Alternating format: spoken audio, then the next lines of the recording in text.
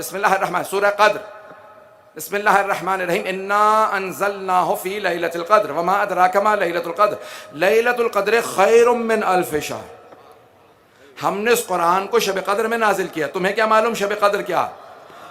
اب اللہ سبحانہ وتعالیٰ کہتا ہے ایک رات، یہ شب قدر جو ہے نا، یہ ایک رات 1000 مہینوں سے افضل ہے۔ خیر من الف شہر، ایک رات 1000 راتوں سے نہیں، 1000 مہینوں سے افضل ہے۔ جو 80-83 سال سے زیادہ بنتے ہیں 1000 مہینے۔ عزیزان گرامی، اب چھٹے امام سے پوچھا، کہا کہ مولا یہ لیلۃ القدر کی اتنی فضیلت ہے، کیوں اتنی فضیلت ہے؟ یہ لیلۃ القدر کیا ہے؟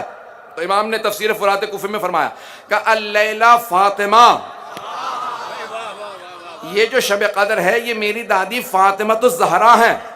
من عرفہا حق معرفتہا فقد ادرک لیلۃ القدر، جس نے بھی میری دادی زہرا کی جیسے معرفت حاصل کرنے کا حق ہے معرفت حاصل کر لی، تو اس نے لیلۃ القدر کو درک کر لیا، اس نے لیلۃ القدر کو سمجھ لیا۔ مجمع کی توجہ ہو، سارے مجمع کی توجہ ہو۔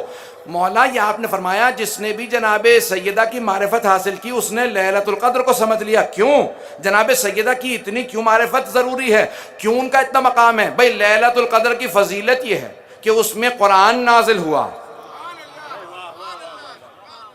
لیلۃ القدر کی فضیلت یہ ہے کہ اس میں قرآن نازل ہوا۔ قرآن کیا ہے؟ جس کے متعلق امیر المومنین نے کہا یہ جو قرآن ہے یہ قرآن صامت ہے۔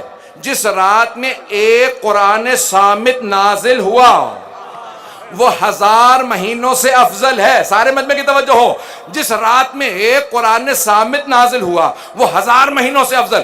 جس بی بی کی آغوش سے 11 قرآن ناطق ملے،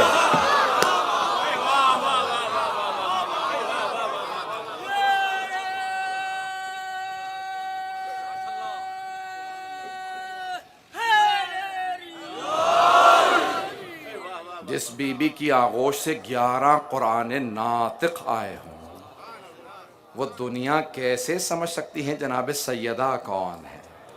اور یہ مولا نے خود خوارج کے مقابلے میں بلکہ منافقین کے مقابلے میں جنگ صفین کے اواخر میں جب 500 قرآن نیزوں پہ 400 یا 500 قرآن نیزوں پہ بلند کر دیے گئے تو مولا نے کہا دیکھو دھوکہ مت کھانا، یہ جو قرآن دکھا رہے ہیں اگر یہ قرآن کو مانتے ہوتے تو میرے سے جنگ نہ کرتے، ان سے قرآن لے لو لیکن جنگ کو جاری رکھو۔ کہا یا علی وہ قرآن سامنے آپ کے پیش کر رہے ہیں۔ مولا نے کہا اگر یہ مانتے ہوتے میرے مقابلے میں نہ آتے۔ عزیزان گرامی، کبھی آپ کو کوئی قرآن بھی دکھائے تو دھوکہ نہ کھائیے گا جب تک کہ وہ آل محمد کو نہ مانتا ہو۔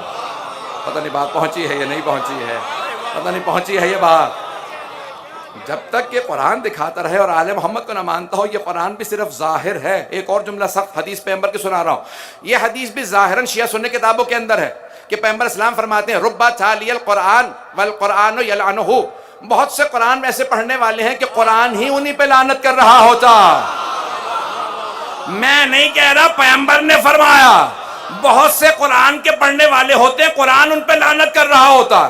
جب ائمہ سے پوچھا گیا وہ کون سے لوگ ہیں جو قرآن پڑھیں اور قرآن انہی پہ لعنت کرے، کہ جو قرآن پڑھیں لیکن علی کے منکر ہو۔